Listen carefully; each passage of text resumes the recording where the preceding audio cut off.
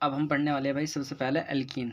Alkene को पढ़ेंगे हम, क्योंकि हम स्टार्ट करने वाले इलेक्ट्रोफिलिक एडिशन रिएक्शन। जो इलेक्ट्रोफिलिक एडिशन रिएक्शन रहते हैं वहाँ से स्टार्ट कर रहे हैं, उसमें एल्कीन और एल्काइन है। तो सबसे पहले मैं एल्कीन पढ़ूंगा, फिर उसके बाद मैं एल्काइन पढ़ूंगा, ठीक है।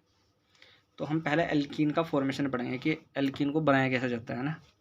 तो एल्कीन को बनाने के लिए हम क्या यूज करेंगे, पहले हमने कंसनट्रेटेड H2SO4 का हम यूज करेंगे। अब कंसनट्रेटेड जो H2SO4 है वो काम कैसे करता है ना, ये एसिडिक डिहाइड्रोजनेशन ऑफ एल्कोहल होता है ना। जो एसिडिक अल्कोहल होता है उसका डिहाइड्रोजनेशन कर देता है। अब डिहाइड्रोजन कम कब करेगा, H form beta carbon and OH form alpha carbon is removed is called beta elimination. अब जो बीटा फॉर्म पर हो उसको तो हाइड्रोजन होगा, जैसे कि अब यहाँ पे दे रखा है ना, देखो मैं इनको ना सबको एक्सप्लेन करता रहूँगा ना। जैसे कि यहाँ पे दे रखा है R CH2OH है ना। तो यहाँ पे तो ग्रुप है, ये पहला क्या होगा अल्फा हो गया, ये क्या हो गया यहाँ पे बीटा फॉर्म प्रेजेंट होगी, ठीक है। जब ये कंसंट्रेटेड H2SO4 काम करेगा तो उस टाइम क्या होगा ना, तो अल्फा पोजिशन पर क्या होगा हमारा OH होगा, और जो बीटा पोजिशन होगी इस पर क्या होगा हाइड्रोजन होगा। तो यहाँ का हाइड्रोजन और यहाँ का तो कैसी फॉर्म हो जाएगी ऐसा, इसको यहाँ पर हाइड्रोजन होगा और यहाँ पे होगा CH2 और यहाँ पे क्या लग रहा है इसके साथ OH, ठीक। तो यहाँ से जिस टाइम इसको हटा देगा, ठीक है। तो इस तरीके का जो एलिमिनेशन होता है ना, जो एलिमिनेशन इस तरीके की रिएक्शन होती है, इस एलिमिनेशन रिएक्शन को हम बोल देते हैं ये बीटा एलिमिनेशन होता है। उस कंडीशन में क्या होता है, जैसे कि RCH डबल बॉन्ड CH2, तो ये एल्कीन हमारे पास मिल जाती है ना।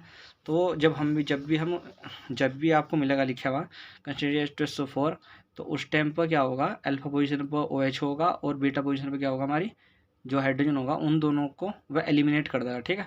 तो उसको बोलते हैं हम क्या बीटा एलिमिनेशन बोलते हैं, ठीक है।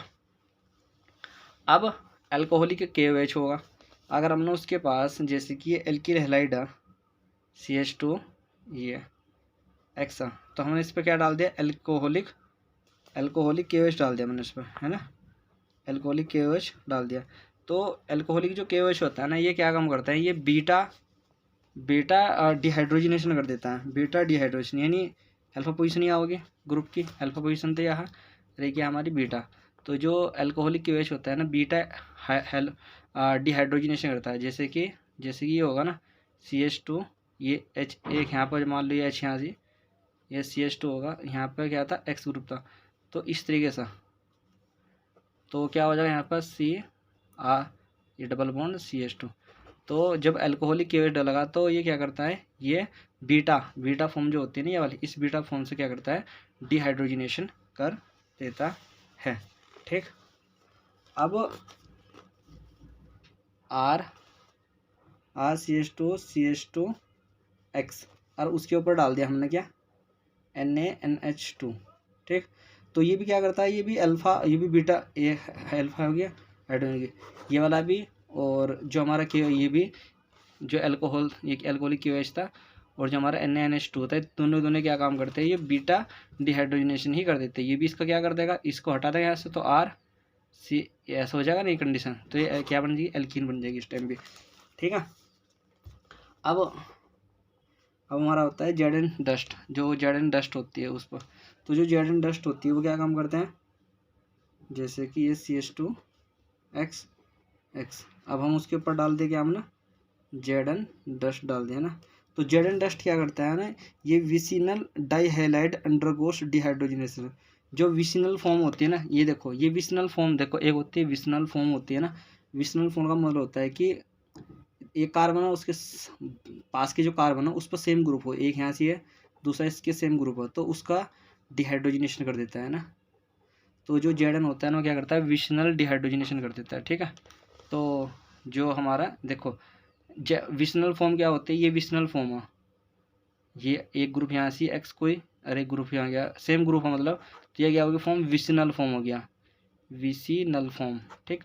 तो जेडन जो होता है ना विशनल फॉर्म पर डिहाइड्रेशन कर देता है, इसको हटा देता है यहाँ से, चल निकले यहाँ से। तो ये हो गया RCH डबल बॉन्ड CH2, ठीक है। तो ये समझ में आए कॉल-बेस रिएक्शन। अब मैंने ये बताया था तुम्हें कि ये क्या होता है लिंडाल रिएजेंट होता है। तो लिंडाल रिएजेंट क्या कर देता है, ये पार्शियल डिहाइड्रोजनेशन करता है, रिडक्शन कर देता है ना। तो जब ये करेगा तो क्या बनाएगा ये हमारा जो ट्रांस होता है, ट्रांस प्रोडक्ट बनाते हैं। देखो जो अगर लिंडार कैटलिस्ट होगा तो बनाता है सिस प्रोडक्ट, है ना, और लिक्विड NH3 होगा तो ट्रांस प्रोडक्ट बनाता है ना, तो मैंने बताया थे तुम्हें, है ना। तो एल्कीन हमारी बन गई है ना, कोलवे सिंथेसिस से बनती है। तो इसमें क्या होगा, कोलवे सिंथेसिस में देखो यहाँ पे ना, इससे एक तो बनेगा CH2 बन जाएगा ना, एक क्या होगा CO2 बनता है, एक बनता है इसमें क्या कार्बोक्सिलिक एसिड बनता है ना। तो यहाँ पे यहाँ इसको यहाँ से हटा दो, ठीक, तो यहाँ पे एल्कीन बन जाएगी। ठीक, अब हम इसके पढ़ते हैं क्या, इसकी केमिकल प्रॉपर्टी पढ़ लेते हैं ना। केमिकल प्रॉपर्टी में क्या होता है इसकी, देखो केमिकल प्रॉपर्टी एक इम्पोर्टेंट चीज़ है इसकी। केमिकल प्रॉपर्टी के अंदर तो पहले तो पढ़ लेते हैं हम HX के साथ कैसे रिएक्शन करता है एल्कीन, ठीक है ना। HX के साथ जैसे कि ये R, ठीक, अगर हम HX डाल देंगे तो क्या होगा, HX डाल देंगे तो क्या होगा। देखो जो HX होता है ना, इलेक्ट्रोफिलिक एडिशन रिएक्शन को शो करता है, इलेक्ट्रोफिलिक एडिशन रिएक्शन को शो करता है, और इलेक्ट्रोफिलिक एडिशन रिएक्शन को शो करता है। तो इलेक्ट्रोफिलिक एडिशन रिएक्शन होगी क्या, और ये मार्कोनिकोव रूल के थ्रू भी काम करता है। मार्कोनिकोव रूल ये होता है कि उसमें पहली बात तो है कि सिमेट्रिकल एल्कीन होनी चाहिए। क्या होनी चाहिए, सिमेट्रिकल एल्कीन वहाँ पे होनी चाहिए। सिमेट्रिकल एल्कीन का मतलब ये है कि देखो बॉन्ड इधर टूटा, यहाँ नेगेटिव हो जाएगा, यहाँ पे हो जाएगा पॉजिटिव, तो इस पर नेगेटिव होता है, इसमें यहाँ पॉजिटिव होता है ना, तो हाइड्रोजन तो चल जाएगा किसके पास, इसके पास, और HX चल जाएगा इसके पास। तो यहाँ पे हो जाएगा RCH, ये यहाँ पे X आ जाएगा, और यहाँ पे हो जाएगा CH3। तो ये तो हो जाएगा हमारे क्या, इलेक्ट्रोफिलिक एडिशन रिएक्शन होगी, है ना। लेकिन इसमें मार्कोनिकोव रूल में क्या होता है, देखो जो अगर मार्कोनिकोव रूल होगा ना, तो मार्कोनिकोव रूल में क्या होता है, जो एल्कीन होती है ना, या इस एल्कीन के वो सिमेट्रिकल होनी चाहिए। क्या होनी चाहिए, सिमेट्रिकल, जो सिमेट्रिकल ही होनी चाहिए, है ना। जैसे कि सिमेट्रिकल कैसे होगी, जैसे कि ये R यहाँ पे डबल बॉन्ड हो गया, तो इस एल्कीन के जितने इधर उतना ही इतना इधर, तो ये होगी सिमेट्रिकल, है ना। तो ये हो गया सिमेट्रिकल, तो ये सिमेट्रिकल एल्कीन हो गया, ठीक, एक जैसी मतलब कि। तो जो सिमेट्रिकल एल्कीन होती है ना, उसमें क्या होता है ना, मतलब कि उसमें मार्कोनिकोव रूल चलता है ना। और एंटी सिमेट्रिकल रूल उसमें हो गया, जैसे कि R CH2 double bond CH2, ठीक, यहाँ पर डाल देगा ना HBr, ठीक। तो ये है जो ये एल्कीन कैसी है, अनसिमेट्रिकल है।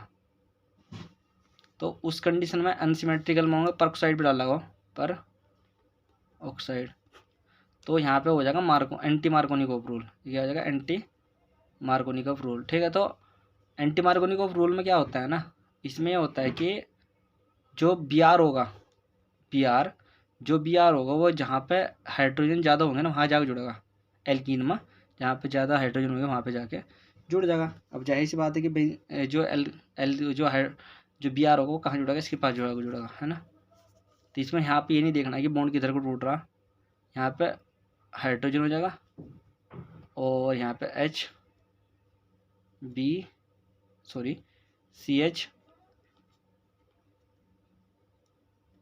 जाएगा, ठीक है।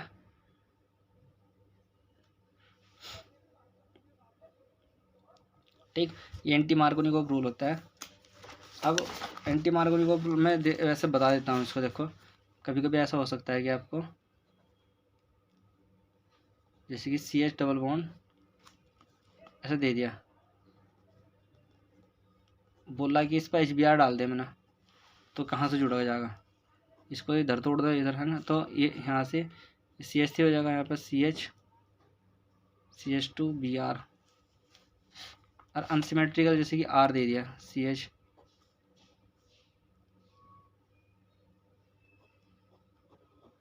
ये कंडीशन दे दी, ठीक। और बोला कि तुमको कि इस पे यहाँ पे HBr डाल दिया, और यहाँ से पेरोक्साइड, देखो पेरोक्साइड ही जब डालेगा तभी एंटी मार्कोनिकोव रूल होगा। तो हाइड्रोजन भाई देखो हाइड्रोजन कहाँ ज़्यादा एल्कीन में, यहाँ पे हाइड्रोजन ज़्यादा ना, तो जो Br होगा ना इसके पास इसके साथ जुड़ जाएगा, यानी R हाइड्रोजन जुड़ जाएगा इसके साथ, जबकि ये इलेक्ट्रॉन इसको डोनेट कर रहे हैं तो हाइड्रोजन जुड़ जाएगा यहाँ जाएगा, और जो CH2 Br होगा वो जुड़ेगा इसके पास जाएगा जहाँ पे हाइड्रोजन ज़्यादा होंगे।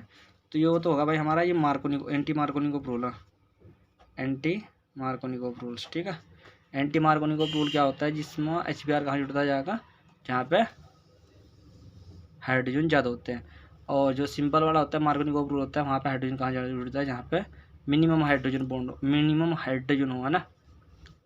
इसको चाहे आप एक और ले सकते हो, जैसे कि CH2 CH3 CH double bond CH2 इस तरीके से, और उसने केवल क्या डाल दिया, HBr डाल दिया ओनली।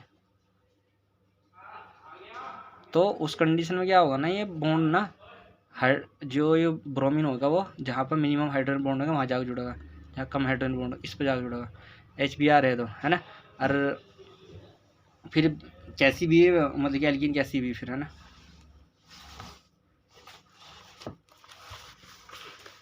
ठीक है भाई, तो हमारा यो HBr भी हो गया ना, मार्कोनिकोव रूल भी हो गया, एंटी मार्कोनिकोव रूल। हेलोजिनेशन जब होता है ना, जैसे कि हेलोजिनेशन करना मुझे है ना, तो हेलोजिनेशन क्या होता है ना, देखो हेलोजिनेशन का ना जाहिर सी बात ये है कि ये इलेक्ट्रोफिलिक एडिशन रिएक्शन तो सो ही करता है, ये टेस्ट फॉर द अनसेचुरेशन और हेलोजिनेशन में इसमें ना जो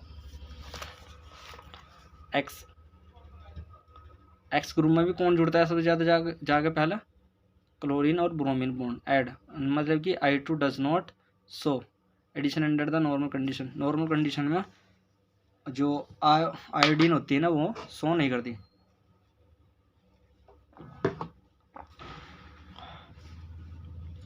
तो उसके जो दोनों ट्रांस एडिशन होता है इसका ना, एक यहाँ जुड़ेगा एक वहाँ जुड़ेगा, उसके ऊपर ट्रांस एडिशन हो गया। अब यो HOCl जो chlorine act as a electrophile, chlorine electrophile की तरह यूज करती है ना। जैसे इलेक्ट्रोफाइल की तरह यूज करेगी तो कैसा हो गया भाई, जैसे कि भाई हो गया हमारे यहाँ से हाँ आर, यहाँ से आर जोड़ रखे आर CH2H,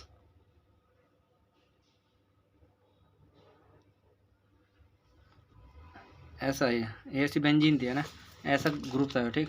अब यहाँ पे मैंने HOCl डाल दिया, जो क्लोराइड होती है ना वो इलेक्ट्रोफाइल की तरह काम करती है ना, ये नेगेटिव होगा तो ये पॉजिटिव हो जाएगा, जाहिर सी बात है। तो ये इधर को बॉन्ड टूटा है इसका, यहाँ नेगेटिव हो जाएगा, यहाँ क्या हो जाएगा पॉजिटिव, तो H कहाँ जाएगा जुड़ेगा, इसके पॉजिटिव के साथ जुड़ेगा, ये यहाँ जुड़ जाएगा, तो जाहिर सी बात है क्या होगा, R CHOH CHCl ये बनेगा नहीं बनेगा। अब उसके बाद हमारा डाइल्यूट H2SO4 होगा, तो ये मार्कोनिकोव रूल को फॉलो करता है ना। डाइल्यूट देखो मार्कोनिकोव रूल कौन कौन फॉलो करते हैं, अगर कोई है यहाँ पे 2-3 चीज़ आगे, मार्कोनिकोव रूल कौन कौन फॉलो करेगा, मार्कोनिकोव रूल कौन कौन देगा, जैसे कि HX वो भी मार्कोनिकोव रूल के थ्रू जुड़ेगा, भाई समझते रहे ना, इंपॉर्टेंट चीज़ है। HX भी मार्कोनिकोव रूल के थ्रू ही जुड़ेगा। फिर उसके बाद जो डाइल्यूट H2SO4 होता है वो भी मार्कोनिकोव रूल की तरह ही, और इलेक्ट्रोफिलिक एडिशन ही देगा है ना, इलेक्ट्रोफिलिक एडिशन ही देगा। और यहाँ पे HOCl ये भी एक तरीके से मार्कोनिकोव रूल तो कह सकते हैं, लेकिन इलेक्ट्रोफिलिक एडिशन रिएक्शन ही देगा ये भी।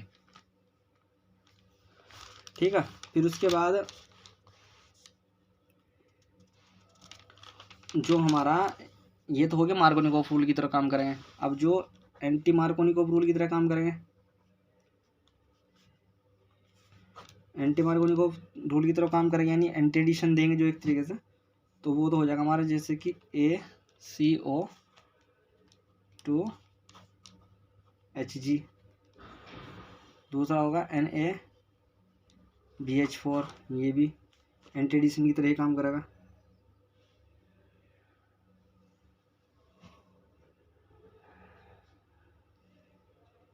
ठीक है, तो ये भी एंटी मार्कोनिकोव रूल की तरह ही काम करते हैं। तो अब ये एंटी मार्कोनिकोव रूल की तरह जब काम करेंगे, ये मार्कोनिकोव रूल होगा भाई, ये वाले क्या होंगे सारे सारे मार्कोनिकोव रूल, और ये होंगे एंटी मार्कोनिकोव रूल की तरह काम करेंगे। तो कैसा होगा भाई ये एंटी मार्कोनिकोव रूल की तरह? तो यानी जो OH आयन निकलेगा ना, OH इसके साथ यहाँ पे ये डाल दो AgCOHg और H2O डाल दो, तो इसमें क्या होगा, ये सिन जो H2O बाहर निकलेगा ना इसमें से, यहाँ पर ऐसा होगा, ठीक है।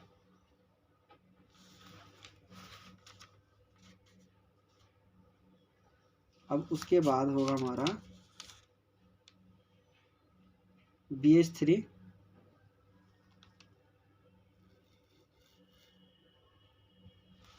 मैंने बताया था कि ओस्मियम OSO4 और H3O+, ये क्या काम करता है, सिन एडिशन करता था नहीं करता था। जैसे कि यहाँ पे ये एल्कीन है,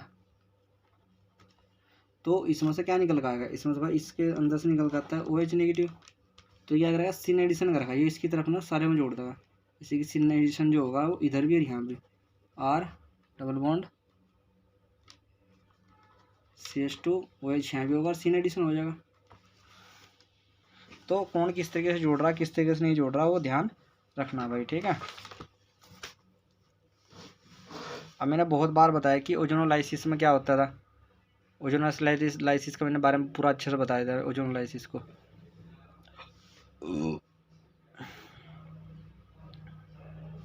अब O2 दे दिया और कंजप्शन बोल दिया, तो वहाँ से क्या बनेगा, इसमें CO2 और प्लस H2O बनेगा ना, और Cl2 दे दिया और बहुत ज़्यादा टेम्परेचर दे दिया, तो एलाइलिक सब्स्टिट्यूशन रिएक्शन होगा, ठीक है।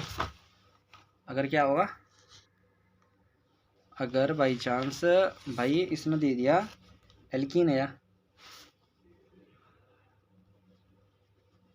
और उसके ऊपर दो तरीके से क्या डाल दिया, मान लो कि एक जहाँ डाल दिया इसने Cl2, टेम्परेचर दिया था बहुत ज़्यादा 500 डिग्री सेल्सियस, और उस पर NBS भी डाल दिया, NBS, ठीक है। ये दोनों डाल दिया, देखो ये दोनों का काम एक ही है, ये जो एल्कीन के पास का जो कार्बन होगा ना, एल्कीन के पूरे एल्कीन के पास का जो कार्बन होगा उसके साथ जुड़ेंगे। मान ले कि इस R को छोड़ूंगा मैं, इसको मैं CH3 कर दूं,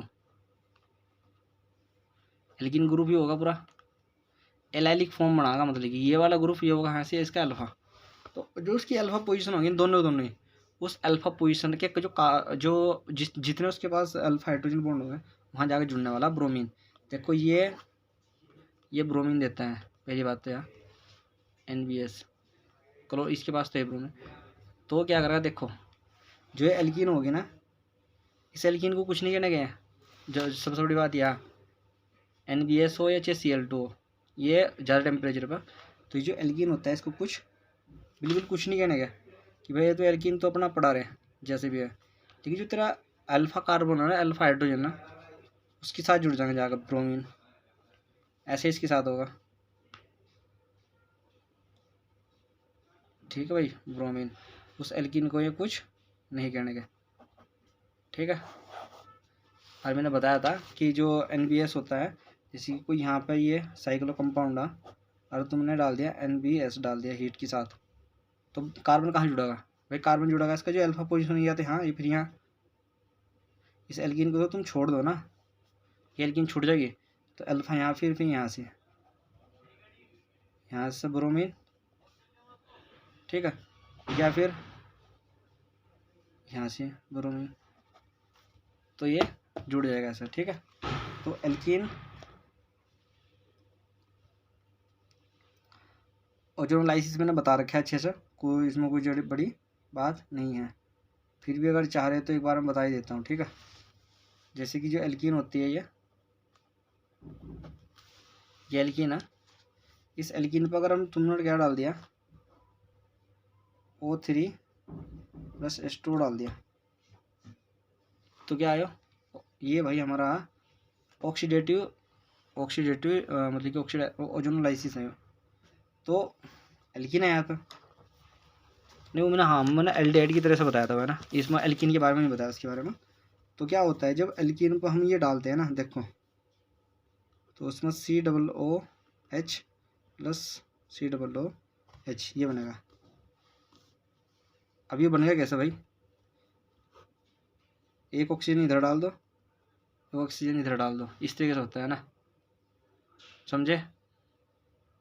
अब देख लो RCH ऑक्सीजन 2 है, तो इसको मैं अगर यहाँ में 2 कर दूँ कोई दिक्कत है, R है R H और CO2 भाई CO2 ये है यहाँ पर 2, ऐसे ही इसको कर दो तो कितने हैं CH2 हाइड्रोजन 2 है ना, एक हो रहा COH, तो इस तरीके से बन जाएगा ना। अब इसी के ही से साथ के साथ ही वो समझ लो रिडक्टिव ऑक्सीडेशन भी समझ लो यहीं कहीं,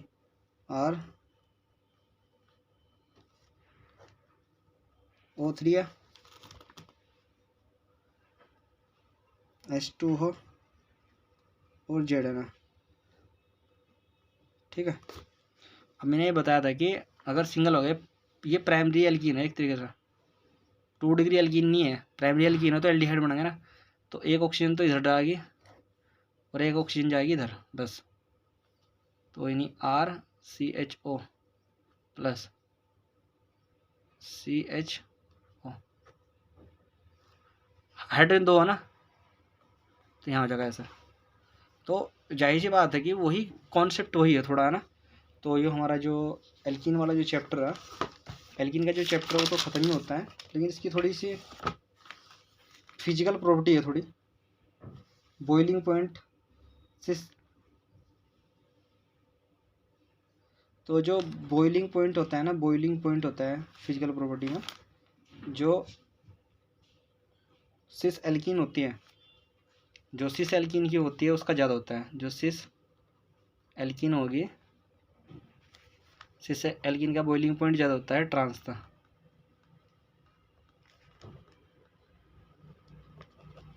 ठीक है।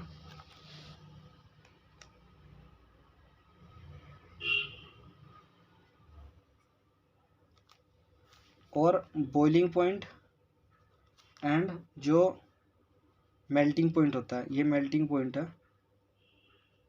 और ये है बॉइलिंग पॉइंट,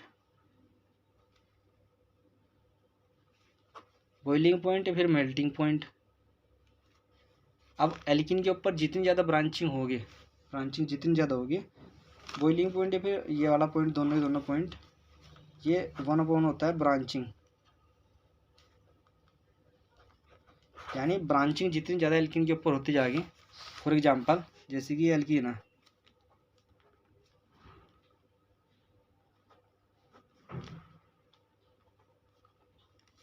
ये ब्रांचिंग बहुत ज़्यादा हो रही है ना एल्कीन के ऊपर,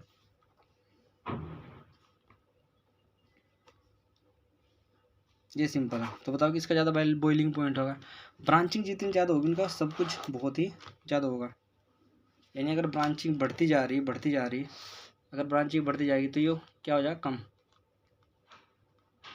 यानी मेल्टिंग पॉइंट बॉइलिंग पॉइंट का हो जाएगा कम। और अगर ब्रांचिंग नहीं है यानी ब्रांचिंग ख़त्म होगी तो ये सब चीज़ क्या हो जाएगी, बढ़ जाएगी। तो जितनी ज़्यादा ब्रांचिंग उतना ज़्यादा बॉइलिंग, उतना कम बॉइलिंग पॉइंट, समझ गया ना। तो ये इंपॉर्टेंट चीज़ है यहाँ पे, और ये चैप्टर लगभग कंप्लीट हो गया, हमारा एल्कीन कंप्लीट हो गया।